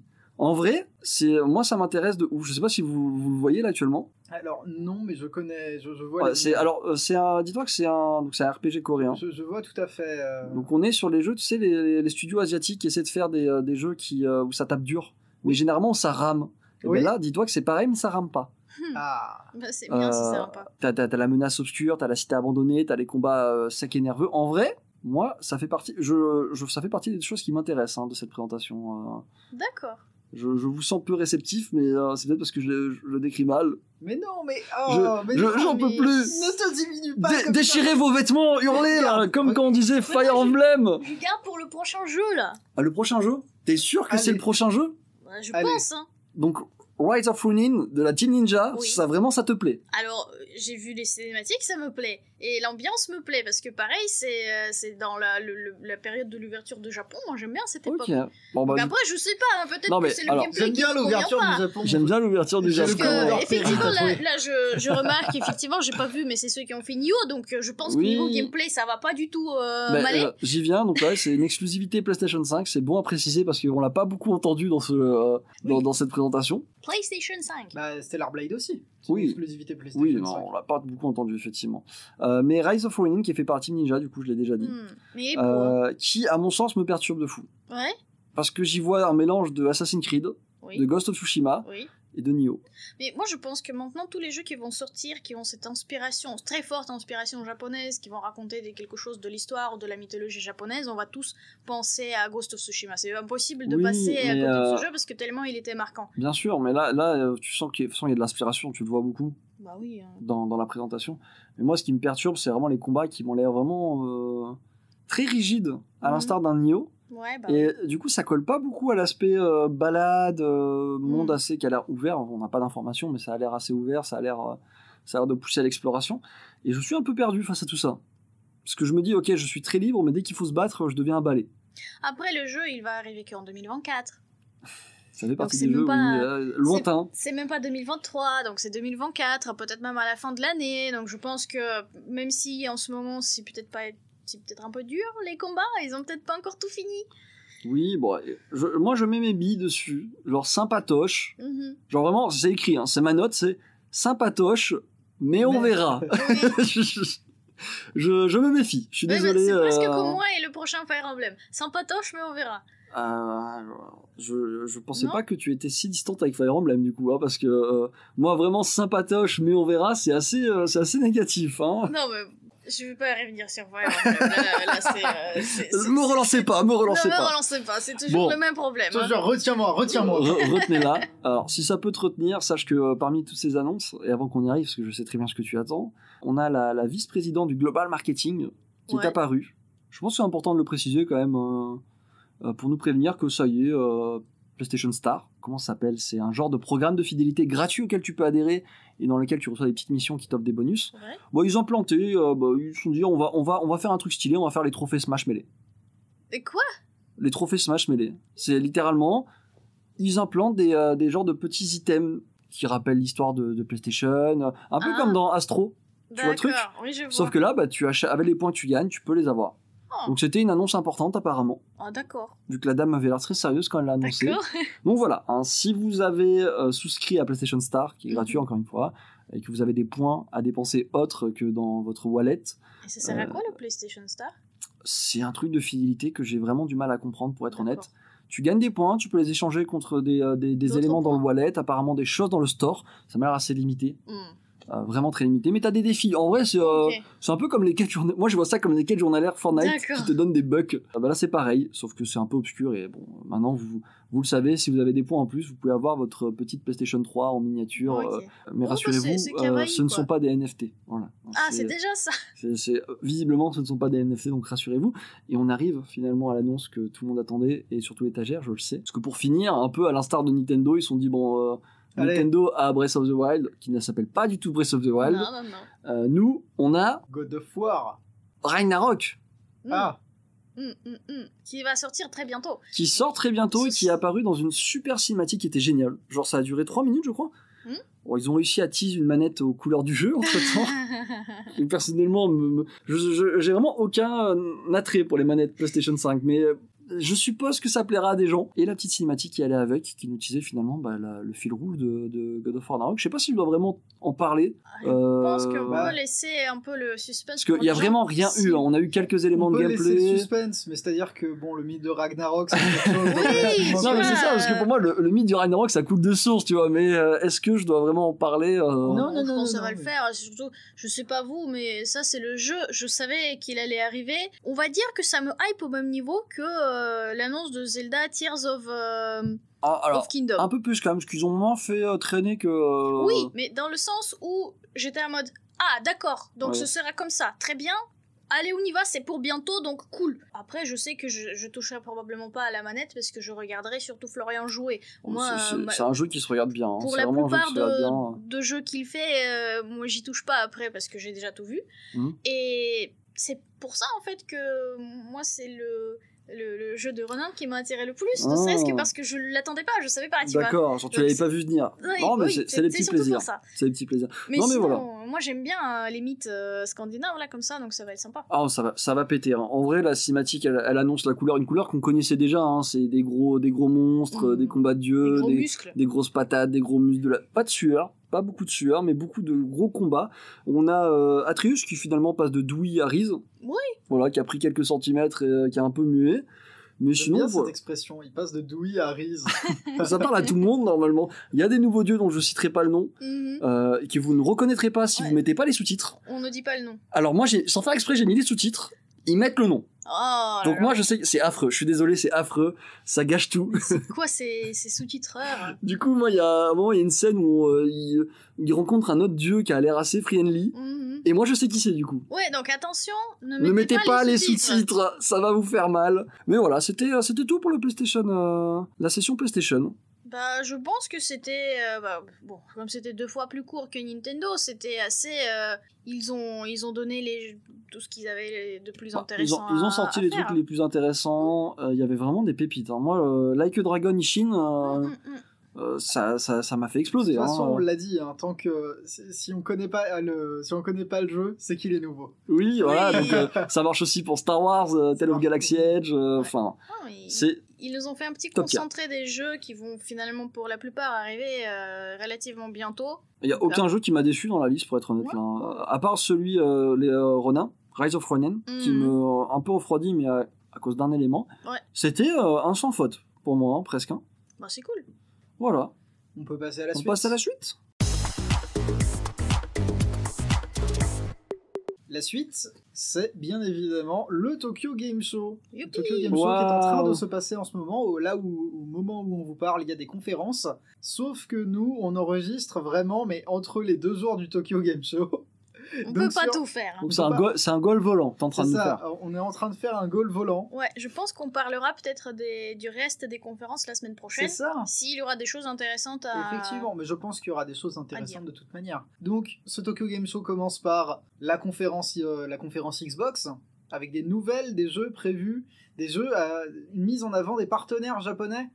Alors... c'est un ensemble de jeux. On parle des arrivées sur le Game Pass de Danganronpa V3 pour célébrer l'amitié avec Spike Chunsoft. Voilà, Danganronpa, bon, V3, c'est le 3e jeu. Il n'y a rien de surprenant là-dedans dans la mesure où le 1 et le 2 étaient déjà sur le Game Pass. Le 3, bon, c'est bien évident qu'il allait arriver. Dans la suite des événements, on a eu un héros japonais présenté à un événement japonais au Japon dans Overwatch 2. D'accord. Qui continue du coup de créer l'actualité d'Overwatch. Ça fait plaisir. Bah oui, ça fait plaisir. Là, la transition du 1 au 2 va être difficile, je pense. Écoute, moi ça m'embête juste de la voir qu'elle fait du warm-up dans la cinématique. Je vois ce que tu... Elle grimpe sur les toits, pour moi c'est pas une présentation de perso ça, c'est descendre là. C'est pas comme ça qu'on joue.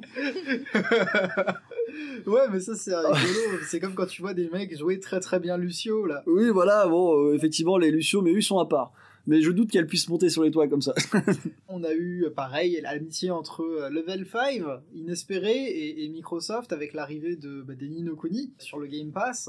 C'est très intéressant. Ni no Kuni, on rappelle, licence RPG japonais dans la droite lignée du plus grand des classicismes et avec une direction artistique fortement Ghibli. Oui, enfin, c'est ce qui reste jusqu'à ce qu'ils implantent les NFT. Oh là là, elle a dit le terme. Oui, mais ça, c'est que la version mobile, c'est pas ces jeux-là. Et bah voilà, donc parce que pas ça chez Phil Phil. C'est ce qui reste du bien de cette licence. Allez, profitez-y, jouez. Spencer qui veille, il laisse pas passer les NFT. Moi, je suis un peu mitigé sur le premier Ni no Kuni, le deuxième est meilleur selon moi, mais ça n'implique que moi. Vous pouvez y jouer.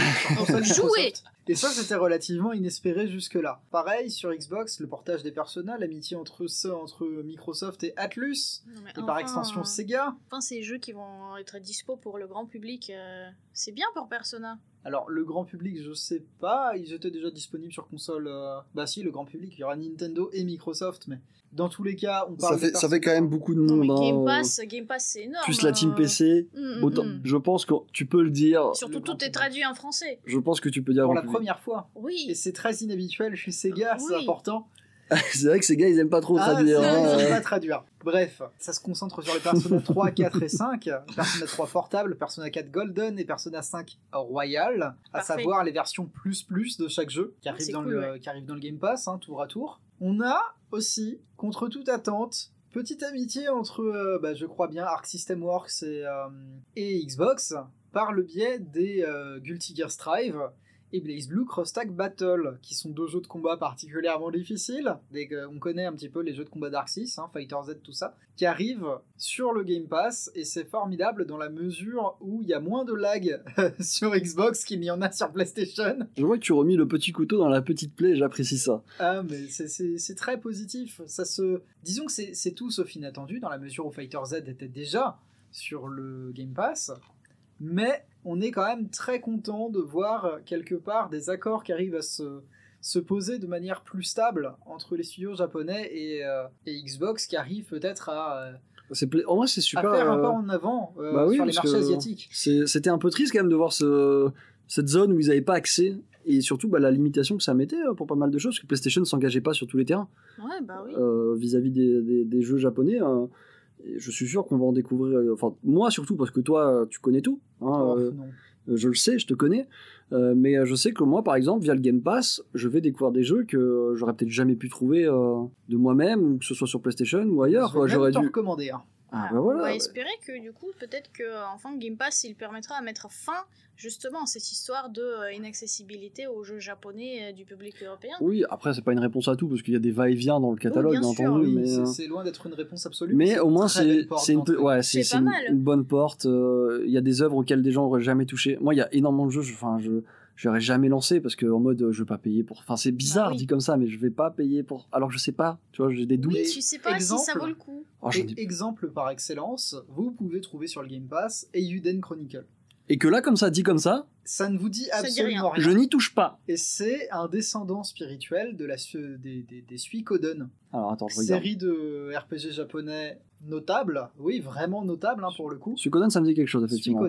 Suikoden qui sont des jeux PS1 et PS2. Ah oui, on en avait parlé à un moment, je crois. Ça me dit quelque chose.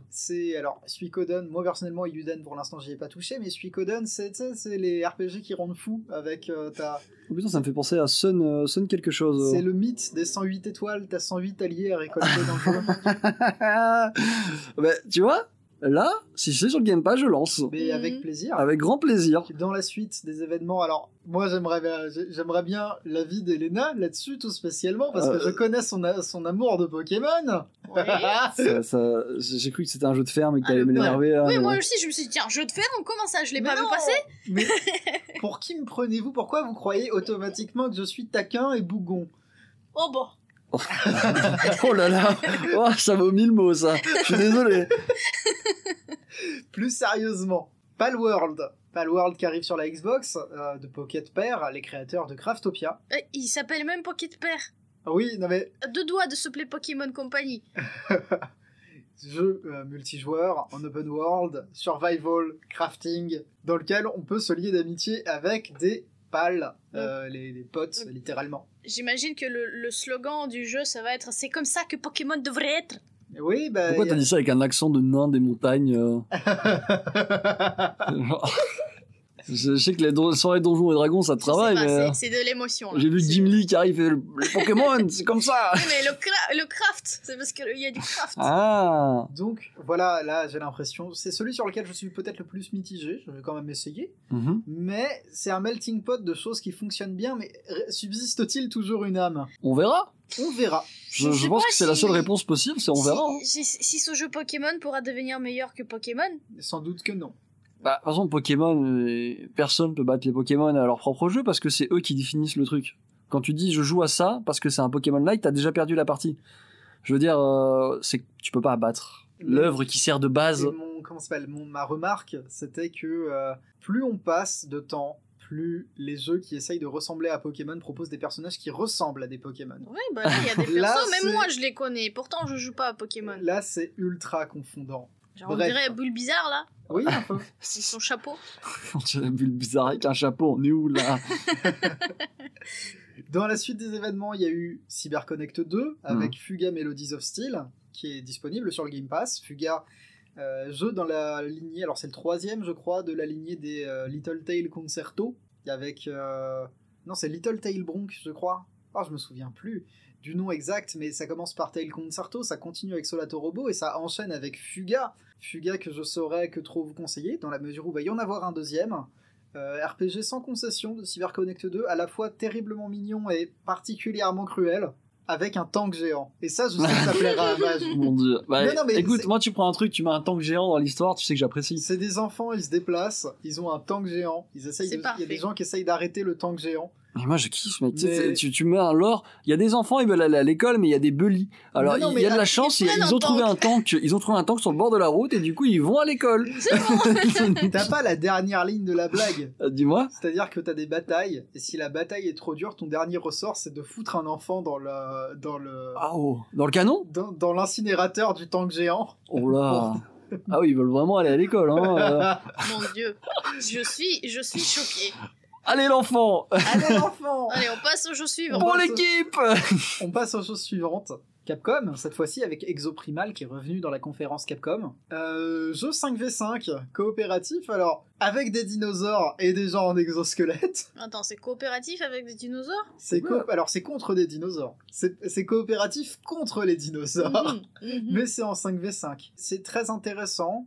Apparemment ils ont annoncé beaucoup de dynamique, PvE et PvP. J'attends de voir. Je me méfie. Tout. Capcom a annoncé un jeu comme ça. Moi, le gameplay qu'on voit me rappelle un petit peu Overwatch, sauf que bon, là, on est plutôt sur de la 3e personne. Je sais pas. J'ai du mal. On continue avec Wolong Fallen Dynasty, par le réalisateur de Nioh et le producteur de Bloodborne. Waouh. Alors oui, mais faut se méfier du name dropping comme ça. Oui, bah justement. Là, ça fait un sacré mélange. Hein. Je crois qu'il y a une colère en Elena. Ouais. Depuis Fire Emblem, elle ose pas le dire. Elle a dit c'est mon jeu que j'attends le plus. Et elle bouillonne. Faut pas passer sur son chemin. Hein. Et du coup, question, là, c'est une conférence en fait. Ils annoncent des rajouts au Game Pass. C'est comme tous ces articles mensuels qu'on a, sauf que là, c'était une conférence. Tout à fait. D'accord. On a Deathloop, on a Forza Horizon qui fête son 10e anniversaire. Et voilà, c'était la conférence Microsoft. Et voilà. D'accord, toutes les nouveautés Game Pass. Donc ça, c'est tout ce qu'a dit Microsoft. Ils ont annoncé aucun nouveau jeu, c'est ça ? Il n'y a rien de vraiment nouveau là-dedans. Si, il y a des choses qui sont annoncées à demi-mot, genre Fuga 2, mais l'intérêt de cette conférence, c'était surtout de célébrer l'amitié entre Microsoft et le Japon en général. Oh, bah, c'est bien. C'était une présence qui était très difficile. Alors, j'ai vu que Phil Spencer, en Zoom, il avait dit qu'il était prêt à faire de nouveaux rachats. Ah. Donc, il a dit le chèque est encore chaud. C'est tout ce que j'ai vu en plus. Mettez-vous en ligne. Ouais, mais moi ça me fume. Il est vraiment là en mode je vais acheter tout. Je vais acheter tout. Je suis prêt à donner des rendez-vous. Les mecs, je vais acheter. Game Studio au Caïman. Envoyez des DM Twitter, je vous rachète. Deuxième conférence de cette... Parce que là, c'est vraiment la mitraillette. Hein. Ah oui, vas-y, Deuxième conférence de ce Tokyo Game Show, c'était cette fois-ci Bandai Namco.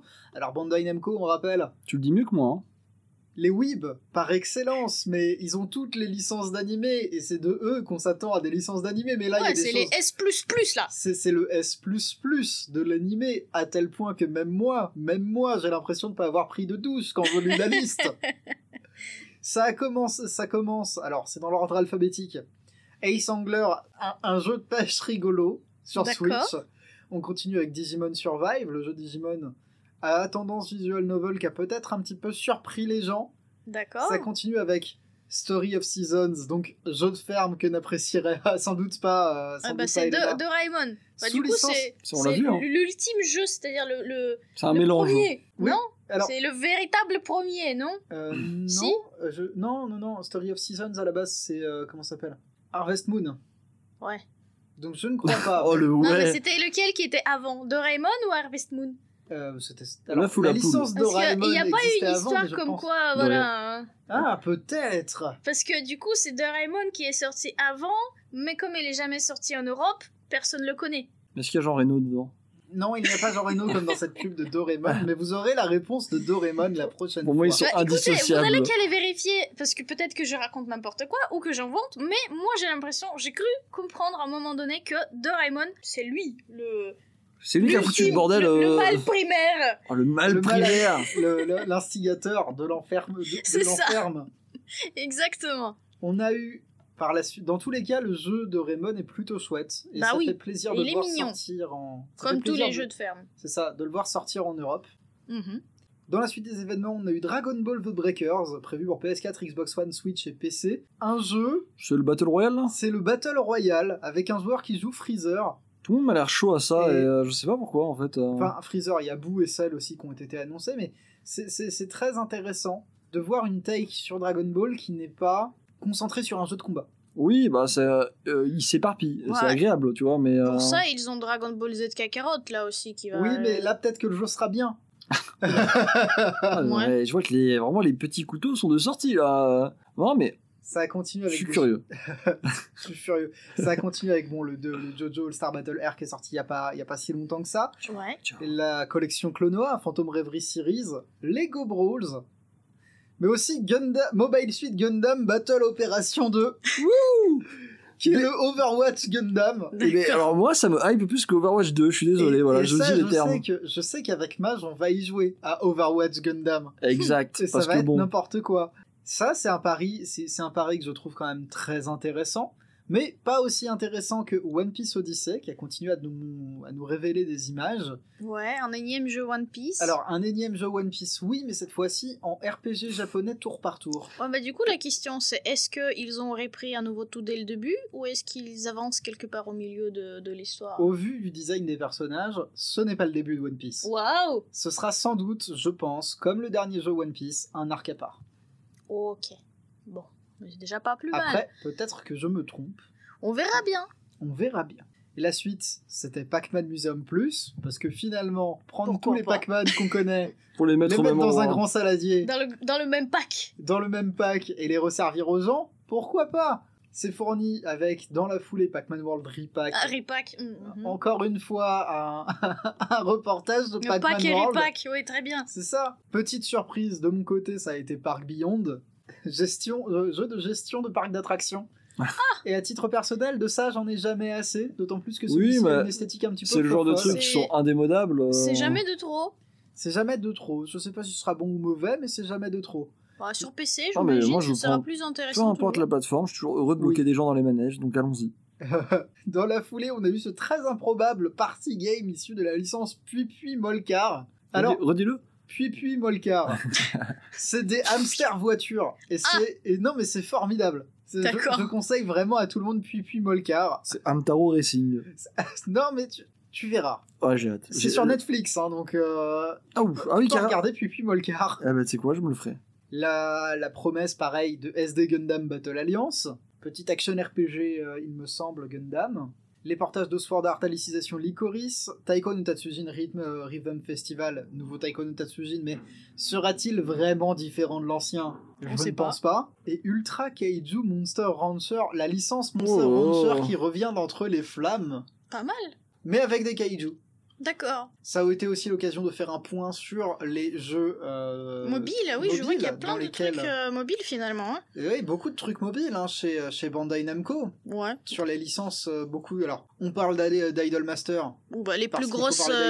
Mais il y a les plus grosses licences ici. Moi, je vois, il y a du Dragon Ball, de One Piece, de Naruto, Sword Art Online. Il y a de tout en fait. C'est ça. Bandai Namco qui s'est servi aussi du TGS pour mettre en avant ce marché qu'on mésestime peut-être un petit peu trop souvent, qui est celui du jeu mobile, qui pourtant est extrêmement lucratif et fonctionne extrêmement bien.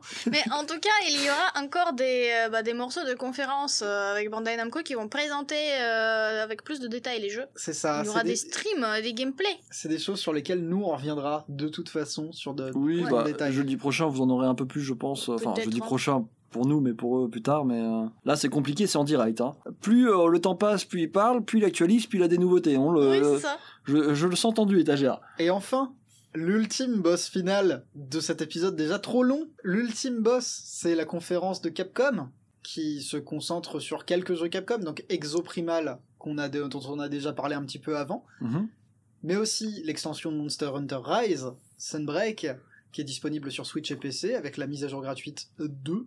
La version Gold de Resident Evil Village, parce que finalement, comme on est Capcom, pourquoi pas communiquer sur le jeu qu'on ressort dans un pack qui a les DLC, mais qui sort à plein tarif. Sorti le 28 octobre 2022, avec cet épisode qui inclut le DLC, qui cette fois-ci joue, je crois, la fille du protagoniste, qui a des pouvoirs un petit peu particuliers. Je t'avoue, je suis pas très Resident Evil. Hein. Ah. Mais de toute façon, ne t'en fais pas.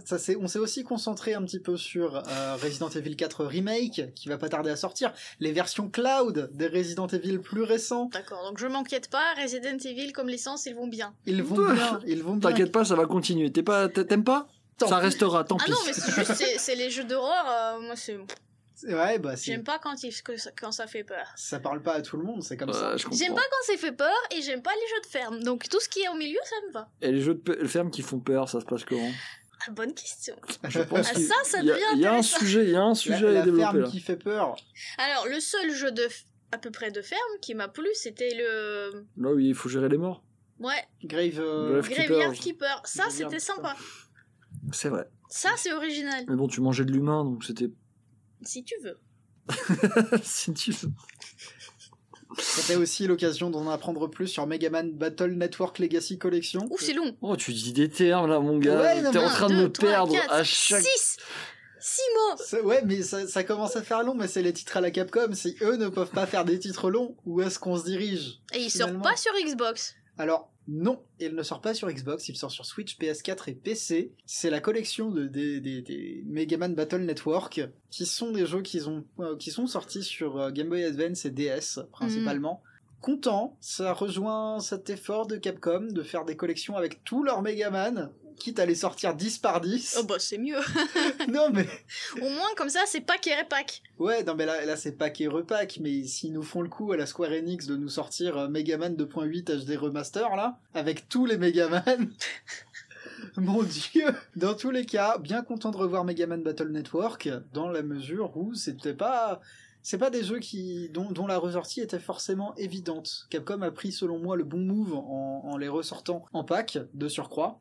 Ouais. Mais enfin, le point ultime de concentration de Capcom sur lequel il mise le plus gros, c'est bien évidemment Street Fighter 6, pour la dernière mouture de la licence Street Fighter, jeu de combat de départ excellence. S'il ne devait y en avoir qu'un seul, ce serait celui-là. D'accord. Ils ont annoncé quoi? Ils ont annoncé des nouveaux personnages, ils ont annoncé la reprise de la Capcom Cup, ils ont annoncé beaucoup de choses en rapport avec l'organisation d'événements, avec notamment des commentateurs qu'on a vus dans l'événement. Ils ont annoncé finalement beaucoup de choses dans ce Street Fighter 6 qu'on attendait, c'est-à-dire il y a un vrai hub qui fonctionne, il y a un vrai mode 1 joueur qui a un intérêt, il y a quelque part même une idée d'exploration qui fonctionne, il y a une espèce de ville dans laquelle tu peux te déplacer en mouvement de Street Fighter. J'ai vu quelqu'un, genre tu fais ton avatar, et tu te déplaces dans une ville dans laquelle t'interagis en faisant des Hadouken et des machins.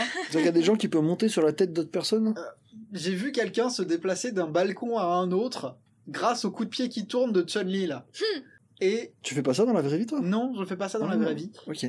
Tout ça sur Street Fighter 6, on y reviendra, puisque Capcom va avoir un second événement à 17h aujourd'hui, en tout cas aujourd'hui, le jour de cet enregistrement, pour ne parler exclusivement que de Street Fighter 6. Ah d'accord. Donc ça, ce sera cool. Il y aura beaucoup de fights.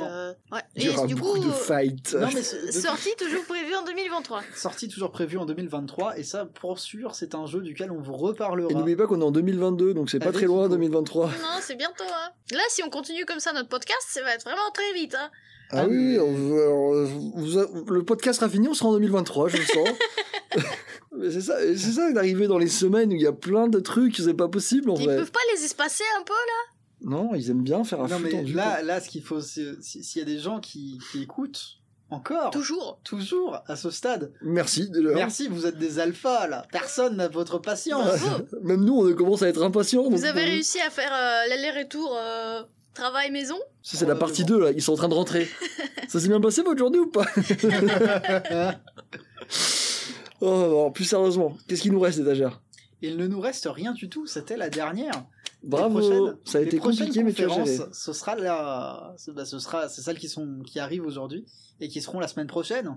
Qui arrive aujourd'hui, on est le vendredi 16 septembre. C'est ça. Donc vous, c'était hier pour vous, ou avant-hier, je sais plus. Ouais, on est dans votre passé. On est dans le passé. Et vous êtes dans notre futur. Ben voilà, mais bravo. Ouais. Félicitations à tous, c'était cool. C'était cool. On a tout vu.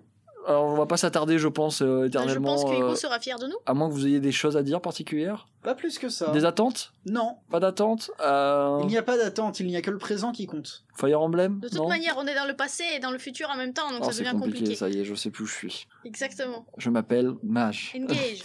Bah, merci beaucoup. Merci à vous. Merci beaucoup à tout le monde. Et merci beaucoup à vous qui nous écoutez depuis tout à l'heure. Bon, on se retrouve la semaine prochaine. Ciao. Ciao. Au revoir.